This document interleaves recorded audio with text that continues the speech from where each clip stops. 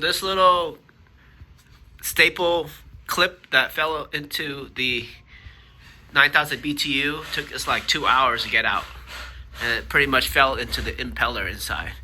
And so this thing was sitting in, this whole box was sitting in the back of my minivan. Opened the minivan and the whole box went kung kung with styrofoam and everything in it, but the box was slightly open and this thing was loose, so it fell in there and it made a clink clink clink clink clink clink noise, and it got worse and worse and worse. So luckily we fixed it. It took 2 hours though.